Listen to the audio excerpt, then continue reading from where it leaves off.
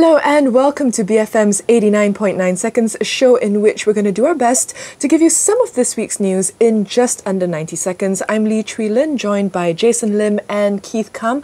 On the show today, we have Selangor and its MBs, we have black box breakthroughs, and we have artillery and acronyms. Here we go.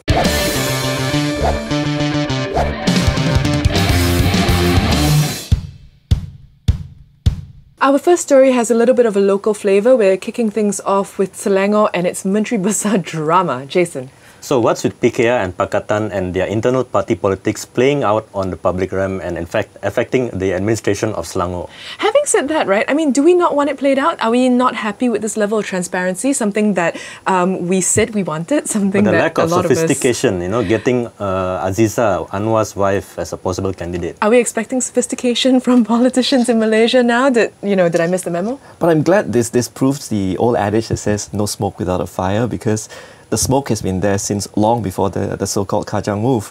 Azmin Ali has been touted to be the next Menteri Besar to take over from... Problem. See, that's the thing. The problem with these guys is that do they even realise how popular they are at this point in time by bringing all this family drama, this Bollywood nonsense into yeah, recent politics? polls say like 35%. So their support has dropped 35% among the and Selangor that's people. unsurprising. But at the same time, I do wonder whether we say we don't really want to see it, but are we sure about that? Are we not happy with knowing what's going on to a certain extent? But I think, at this point in time, we should know what is going on because I think everybody knows what's going on except them. Yeah, but we are the ones who vote them in, like it or not. It could be our mistake or whatever, but at the end of the day, that's the bet that we have made for ourselves, and we have to just lie in it. We say that all the time. I don't know how this is going to play out, but one Aziza. Our second story today is about Prime Minister Najib Razak's big breakthrough as far as the black boxes go with MH17. And my question is, we've observed a universal praise, for him flooding out all over the place. Is it deserved? Are we overstating the case? I think it's just him doing his job. It's his KPI. That's the bare minimum that he has to do as Prime Minister, as a leader of the country. But have we hit a point as Malaysians now where when our leader does the bare minimum, suddenly it's enough for everybody to come out and say, oh, so happy. Well, everyone compares MH370, the slow response time there, and the much better response now from MH17. Even the international media has sort of lauded him. But not at first. If you look at the way the timeline went down, it was not, 2 or 3 days before this breakthrough that everybody was saying, why are we silent? This is MH370 all over again. We're reacting too slowly. And all it takes is that one little win. And a win that, to me, is kind of, it's kind of vague at best. Secret diplomacy, after all. I kind of think he did the right thing in this instance, because you've got Ukraine and you've got Russia, and it's basically the Russians against the West. And here comes Malaysia from out of nowhere, who is considered fairly neutral, who suddenly managed to broker... Yeah, but we're giving legitimacy. Legitimizing the rebel leaders who means possibly shot down the place. It's a means to an end. Even Prime Minister Mark Rutte from Netherlands said that he would actually have to hold his silence until the bodies come back. They have no choice in the matter, and I understand that. Our final topic today is a cheerful one, courtesy of the mind of Keith Kam. It is artillery and acronyms. Keith.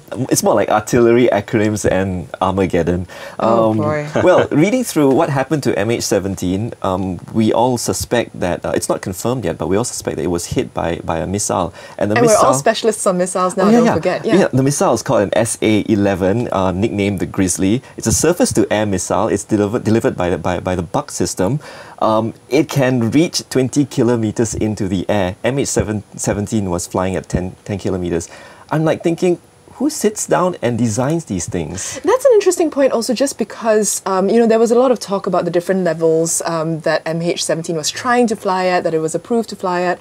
And now we know that if it had been targeted, possibly wrongly, it didn't stand a chance. It didn't stand a chance. The missile didn't even hit the plane. Bear in mind, it was meant for military planes which fly much higher, much faster, and are made of like titanium, much tougher planes. I mean, A jetliner is basically a tube of aluminum and lightweight composites flying through the air. See, this missile doesn't just hit the plane, it explodes outside the plane, sends shrapnel into the plane, and destroys it. Well, in answer to your question about who sits down and thinks about these things, people fighting wars. I mean, so, okay, we've been remarkably lucky for the longest time, except when we get embroiled in other people's Look, the arms problems. business is a global, multi-billion-dollar business, and it's making a lot of money for a lot of people. We're on the way for extinction, man, I'm telling you this. Oh, thank you for joining us for this week's installment of BFM's 89.9 Seconds. Again, I wish that we had better news for you, since it's Raya weekend, but we work with what we've got. If you've got any comments, please leave them in the box below. If you want more videos like this, subscribe to video.bfm.my. We're signing off. Selamat Hari Raya. Happy holidays, everyone.